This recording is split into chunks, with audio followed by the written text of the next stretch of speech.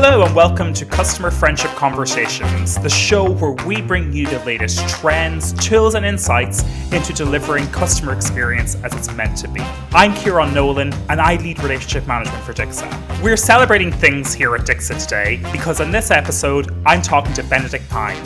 He's the customer experience lead at Celebrate Company. They're a business developing and producing digital services and stationery products that allow you to celebrate any special event, from a birthday to an anniversary to having your first baby.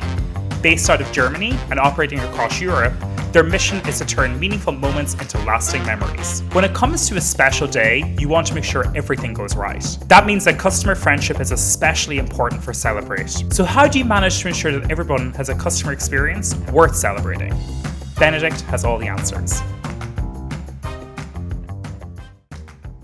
Benedikt, welcome to Customer Friendship Conversations. Thank you very much for joining us. Hi, Kieran. Thanks. Thank you very much for having me. Excellent. So, Benedikt, you're joining us from the lovely city of Munich today. So why don't you introduce yourself to our listeners and tell us a bit about you? Sure.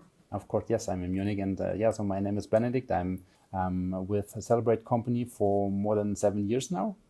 Back then, I started as a loyal marketing manager. And for 4.5 years ago, I got the opportunity to change within the company into the service unit. And since then, I'm head of service and responsible for all the different brands we have at Celebrate. That's what I do at Celebrate together with many colleagues. And why don't you tell us a little bit about Celebrate? So I know a lot about you guys, having visited your wonderful offices and met a lot of your team. But why don't you let our listeners know a little bit about Celebrate and what you guys do as a company? So actually the mission of Celebrate is turning meaningful moments into lasting memories. So that's what we want to do and want to achieve. And we do this with a couple of brands, which are part of the parent brand Celebrate. So it's Kartenmacherei in the German-speaking markets. It's Fährbatterie and Rosemut, especially in the French-speaking markets. So we're a market leader for individualized and high-quality print products, especially for private events of our customers, wedding invitations, but also birth announcement cards. And we also have, during especially the Christmas season, sell a lot of photo products like photo books or photo calendars. So that is what we do, and we do this in I would say, a very unique way compared to our competitors. So as I mentioned, with a high quality approach, always want to have the latest design trends in our cards, and it's highly customizable by our customers. So the customers can choose the design, they can choose the paper, the format, they can add their own text, their own pictures. So what they want, so that it's in the end, it's really a unique product, customized by our customers. Having seen a lot of your products, I'm very lucky to do so, I can definitely attest that they are very, very high quality and really lovely to look at. I particularly like the birth announcement cards. I thought they were really, really nice and a lovely tradition, it seems, in the market you're working within. Benedikt, customer experience for a company that does customization, and customization really seems at the heart of what you do. What does that look like in your business? Like, what does your team sizes look like? How do you approach customer experience and Celebrate? So when we are talking about the service unit, so in total, and with all the different brands, we have about 120 employees who are working in the different parts of service. And when I talk about service, it's not only customer service, it's also order checking, and it's also design service. So I would say we do a lot to ensure that the customer gets the perfect product. This means that the whole customer journey, of course, the customer customizes his product, then he orders it, and then we jump in and we take over. And this is done by the order checking team. And that's something what we really Celebrate distinguish between to other brands, because this is something we do in a very high quality. It's something we do for free and we do not charge it. So we take care that there's no spelling mistake in the cards, there's no grammar mistake, that the picture looks good when we send it to the printing destination. So this is done by order checking, and that's something we do 50% manual, so with people, and the other 50% are meanwhile automized. So we build our own AI, and this is checking all the orders we have and improves it. And if there's something wrong, then we send it to a human employee, and the one is checking it and ensures that the customer gets the right and perfect product. A really excellent approach to customer experience, because I know myself here in the UK, I've made purchases in the past and it's arrived looking very much like how I'd like it not to look. That is something I think is really admirable, but also something that you've, as a business, really approached as a differentiator, which is really, really good to hear. To make it even better, then we also have the design service team. So that's the second part. And it's also part of the, I would say, order checking process. But if there's a customer, for example, who doesn't find the right product in our shop, which is not that easy because we have more than 1 million possible combinations of paper, formats, design, whatever. So then this team is there to help the customer and to individualize it even more. So, for example, if there's a color not offered in the shop the customer wants to have, so this team is there. So there we have a lot of graphists who change the color or change the design or whatever, that the customer in the end is happy and gets the product he or she wants. And that's our approach to really deliver an exceptional product.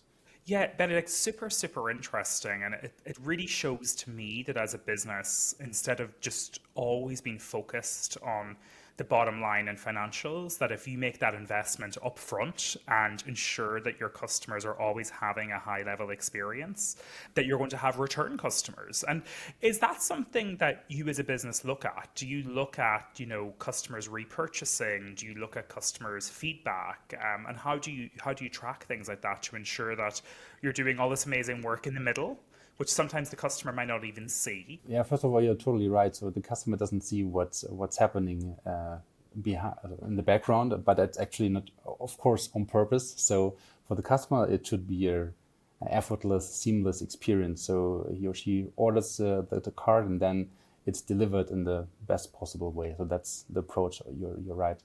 And how do we measure it? So therefore, we have a lot of different metrics we are using. So the classical one is the NPS, just to figure out what's the feeling of the customer. Are they willing to refer us to their friends and family, etc.? And that's something we do on a general perspective. So across different steps within the customer journey. So also at the checkout, for example, or after delivery. So that's the NPS. But we also measuring a CSAT score if a customer gets in touch with service. So there we have in every email in the next weeks and month, hopefully on the phone as well, measuring a CSAT. So how satisfied is the customer with the conversation he or she had with us.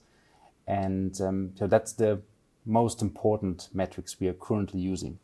Next to that, we are also looking into the customer effort score, which is also very, very interesting metric from my point of view. And this is something we want to figure out and at least make some testings in the next month as well to see, is there a correlation between a good score and the retention rate of our customers? Because what we figure out is definitely that the NPS is not a factor in terms of customer loyalty. So that's completely disconnected, at least in our customer base. That's why we want to test the customer effort score as well. What is the customer effort score? I know what it is, but why don't you tell us a little bit about it? Well, sure. So the customer effort score, it's a metric from 1 to 5. So how easy it was to get your request solved. So that's what the question would be from service perspective, or to see how effortless it was for the customer to get the problem solved or to get the consultant the customer wants to have. And so the hypothesis behind the customer effort score is the more effortless it is for the customer, the higher the likelihood that the customer returns and will get in touch or will with the company again, or at least will buy another product in the future as well.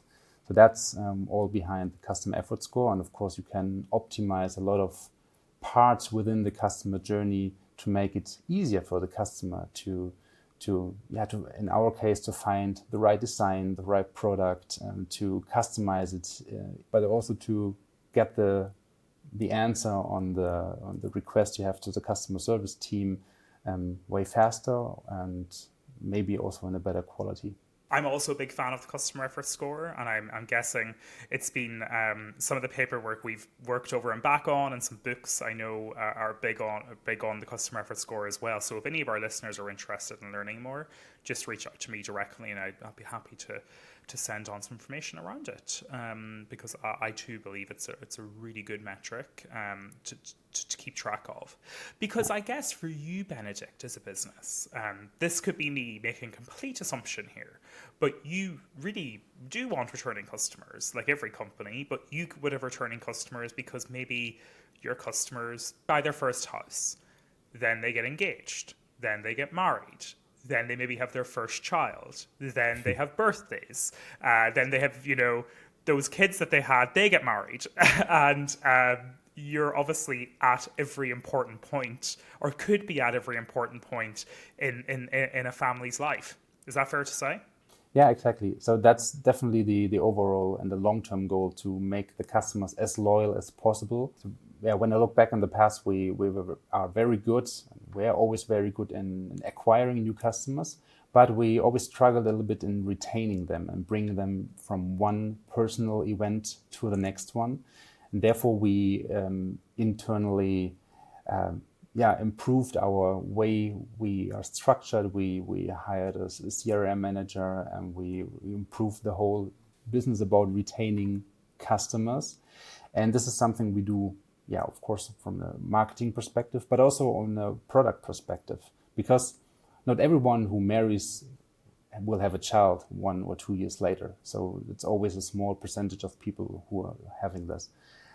It's more that we want to broaden our portfolio, the product portfolio, and that's why we also are looking deep into photo books, for example, which is something that makes the customer really loyal if you do it right. And there, of course, we also want to distinguish, offering not just the simple photo book. It should also be with the same approach, with a high quality, very easy, customizable. And that's, if we do this, then of course I'm pretty optimistic. Then we will also have more loyal customers in the future. And this is something here at Dixa we're really seeing in the market in our direct-to-consumer customer base, is there's a even deeper understanding now that acquiring a customer is a lot harder than maintaining the customer, but also acquiring a customer costs a lot more than having to retain the customer. So it's just smart business. So I think as we're moving away from the growth at all costs type approach that businesses looked at, we're personally, and even me in the SaaS industry, we're seeing that retaining and growing customers comes at a lower cost. And when we look at key metrics like customer acquisition cost, CAC, maintaining that is something that a lot of businesses are hyper focused on, which is obviously excellent. And Benedikt, you personally mentioned earlier you moved from marketing into customer experience. What was the similar roles? What was there that made you want to make that move? Having knowing you now for, I think I've known you for close to 2 years now, you are definitely one of our most data literate customers, with a huge focus on data, but also a huge focus on experience. What led you to go from marketing to customer experience?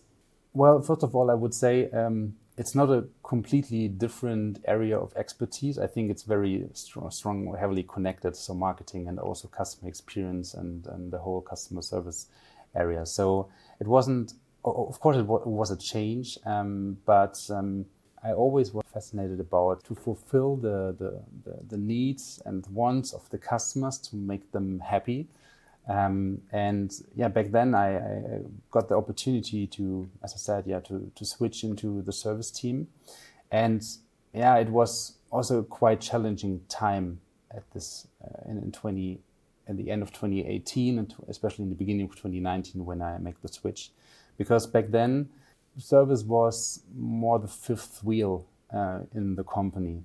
And then we had a really bad Christmas season. So you have to know Christmas and the whole holiday season is a very important one for us because we sell a lot of Christmas cards, a lot of photo products, and a lot of things went wrong at that time. So we had many delays in the production. We had a huge backlog in the service team because of that. It was a disaster, to be honest. But on the other hand, it was kind of a tipping point within the company because at this time we had a backlog of 2,000 or 3,000 mails. What was at this time quite a lot. Today we wouldn't worry about it, but back then it was really huge. Everyone in the company switched to the service team for 2 weeks before Christmas and tries to support. So everyone who was able to speak German. And this was a time when everyone recognized, okay, how important service actually is for the company and especially for the customer, because as a customer, the service rep is the most important person in the whole company because that's the one who's resolving your issue or your requests. And that was something what was experienced by many people back then. And that was the beginning of the change of the mindset within the whole company to see how important service is. And that was great. And I saw this personally as also an opportunity to try to support this change within the company and to change the whole service approach for the better in the end. And that was really challenging and quite interesting. The more you dive into the whole service or the customer experience topic, because there are so many opportunities, and it makes fun. That was why I changed. And I'm guessing, you mentioned a period there that was quite challenging, and that seemed to be a real turning point for the business. What would you say is unique in customer experience in an organization that specializes in celebrating and gifting? Because I'm guessing it's pretty emotional. I'd imagine what the people are ordering, they are more emotional purchases than buying a generic birthday card in a high street store or train station. And as well as that, I guess sometimes maybe you're messaging directly to the recipient on behalf of somebody else. So what unique things do you have to factor in there? Yeah. So what is really unique, I think, and that what you've said is it's the product itself. So it's emotional, and it's also kind of very sensitive in some points. So you have a lot of happy moments, like a wedding. You have happy moment when there's a newborn and you want to celebrate. But downside is also to have very sad moments. So we also thinking about the whole mourning category we also have in our portfolio. So this means that people who are very sad, so get in touch with us and want to have a product because a loved one dies. And this means that we really have to be empathic, that we really try to make a very easy and seamless experience for the customer, because everything what the customer doesn't want at this point is to have trouble or whatever. So we need to really deliver and to be as supportive as possible. And that's, I think, what is very unique in our industry. And that is also why we have a very strong team behind that is dealing with all these challenges every day and switching from positive to negative feelings. And so that's, I would say, quite challenging. Absolutely. Out of interest, how do you support and prepare your team to have those difficult conversations, or those conversations that maybe they'd rather not have, but are super, super important to have? So to make it even better, we just have done a reorganization within the teams to support this even more. In the past, we always had a couple of people who were dealing with trainings and coachings next to their daily business stuff in their customer service job that they have every day. And we've seen that the focus was not big enough on this topic. So we wanted to improve it, and that's why we built it as a separate quality team within the service unit, which now takes care of especially these things to figure out, so what do we need for which target group, for which kind of customer, and also to provide training sessions and training on the job, things like that. So, but there, to be honest, we are right in the beginning to really have this, how we call it internally, so this enabling team, which is dealing with internal coaching, but also with other stuff like setting up the whole knowledge base, also to provide all the information to everyone at the right time when the information is needed, and a lot of other different things. So that's for us internally was a huge step to have some people who are really focusing on improving the way we communicate with the customer, and also to improve the way we do service. Yeah, I love that. And I think for our listeners, I would definitely recommend checking out any of our podcasts around pet care. There are organizations that really are also having to really lead and adopt empathy in difficult times for pet owners, for example. So it's something that personally I didn't really think of when I was working with a lot of these customers until it was brought to my attention. So it's super, super, super interesting. Benedikt, you mentioned that you're reorganizing your team, your knowledge base, your quality assurance. There's tons going on there at Celebrate, as always. And that kind of leads me to a natural question. How did you come about partnering with Dixa? How did Dixa become the customer experience platform that you were hoping to use? Yeah, we are partnering with Dixa now for 2.5 years. And back then we had many tools. And to be honest, we had not the best tools at this time. And we have nearly one tool for every channel. And next to that, we have our own shop system, our order checking tool. So it was quite overwhelming for everyone who was dealing with a service job within Celebrate. So that was the reason why we looked for a tool which combines all the different channels we have and where we want to communicate with our customers. And of course, a kind of software where we have also transparency about all the data, because data for us is very important to be able to optimize and to develop our service, as I mentioned before. So that were the two main reasons why we wanted to change something. And then we had a look at the whole market. So we talked to a lot competitors of Dixa back then. And everyone, we had a demo with nearly everyone, and everyone said, okay, that's our tool, so it works, and here you can sign. So that was the approach of the others.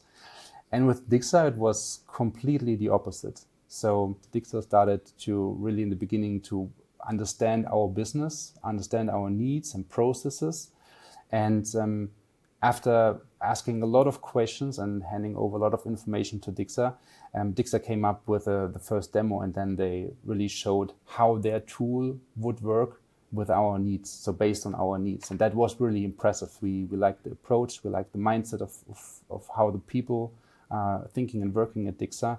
And for us, at least, it's really a good fit. And really, really interesting to hear about, the amount of information that Dixa may have asked for up front. But as you say, that is from our side very purposeful. We do not want to be seen in the market as just another player. If we can understand our customer and understand what they're looking to achieve, it helps us to rule okay, we're the best partner for this, or actually we might not be the right partner for what you're looking to do. But perhaps maybe we can help you change your approach to get the results that XYZ customer are getting, or perhaps maybe it's just not right for us right now because nobody wants to be in a situation where things aren't working out. So really good to hear how you came to partner with us. I know that you are an individual, as well as your own team and your executives, who are very, very much at the cutting edge of what's happening in the market, what's happening in the world. So, what's next for customer experience at Celebrate?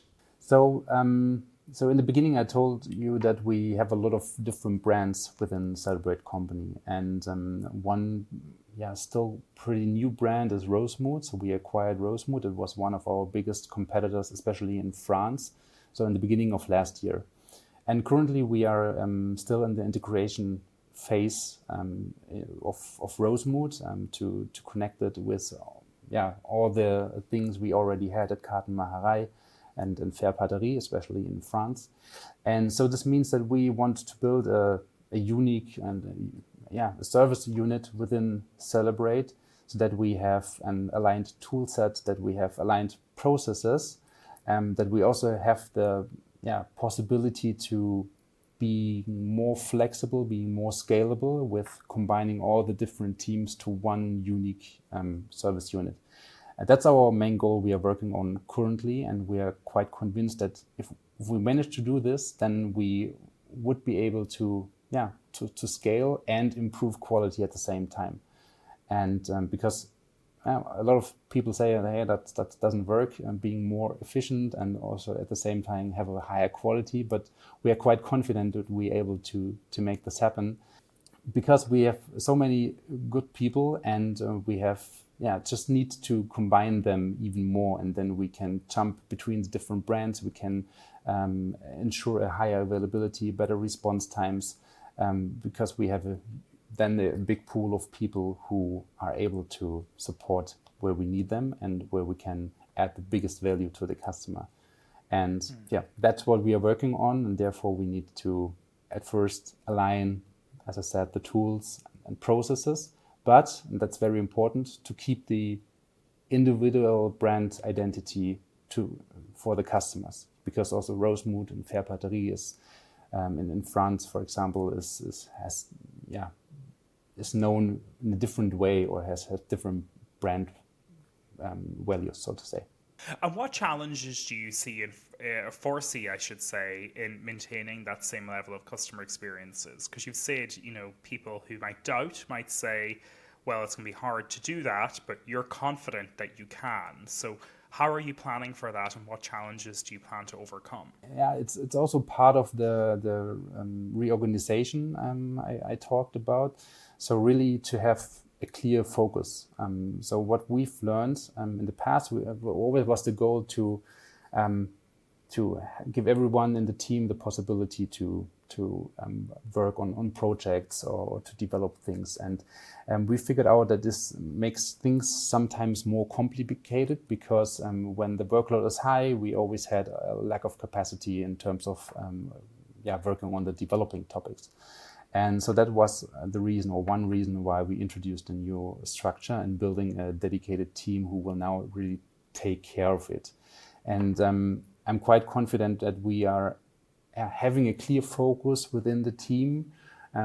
We can accomplish exactly that. So increasing step by step the quality within the teams, learn from each other. So that's also very, very important, because we have, in all the different brands and teams we currently have, we have so much experience about the last years, and to get it sorted and to work with it and then learn out of it and share this within the unit. So that's, I think, the base for all the improvements we want to have.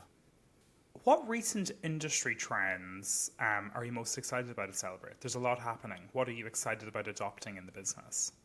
So, of course, I think AI is everywhere at the moment. So that's also a huge trend for us we are looking in, and also together with Dixa. So that's something what we can use and will use in the future even more in our order checking process, which I described in the beginning. So that's for sure. Then we will be able to even automate more or higher the whole order checking process to make it more accurate and to increase the quality as well. But also that's why I think we are able to increase efficiency as well by keeping or increasing quality at the same time, because I'm totally convinced that we need the people we have on board in the future as well, but we can use AI to support them and to make things even easier and to provide a better customer experience in the end, so that everyone is have the best tools at hand and get the best technical support we can offer to everyone in the team, and in the end to the customer, and that's what counts. So we're on to our quick fire questions. We have 3 questions, and I might throw in a 4th. Benedikt, what do you know now that you wish you'd known at the start of your customer experience journey?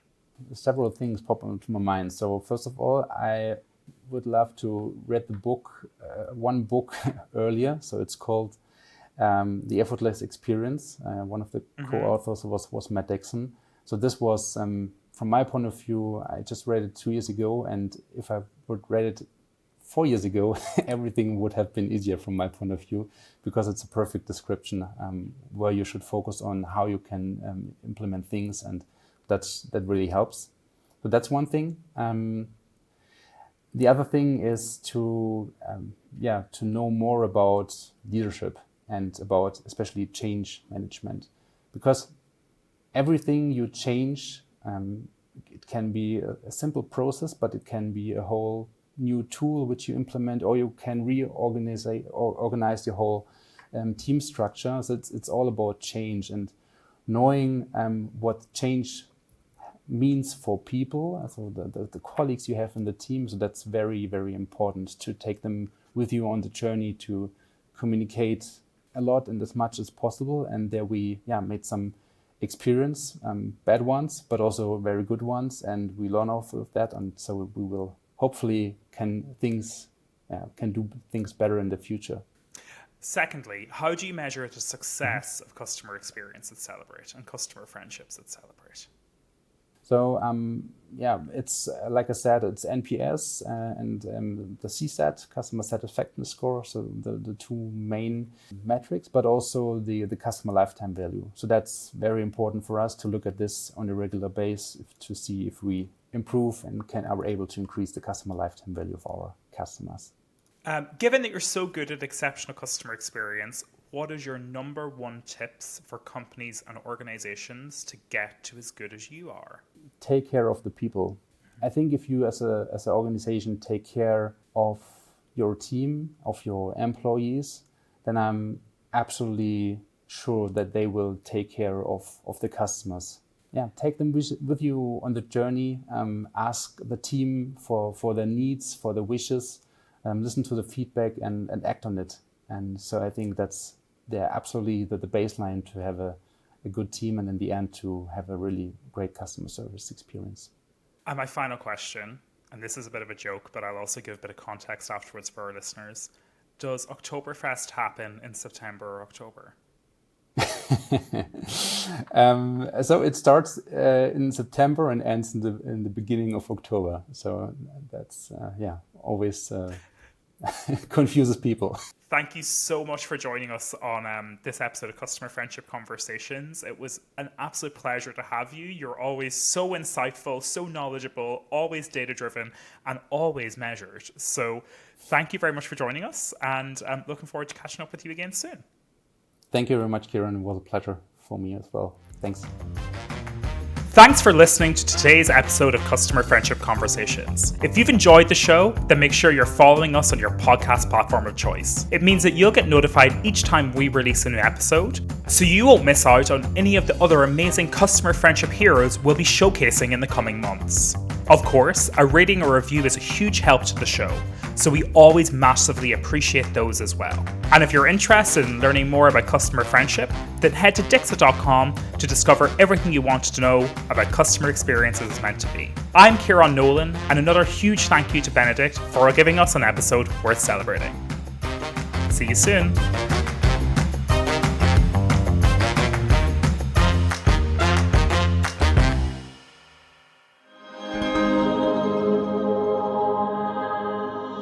Co-fruition.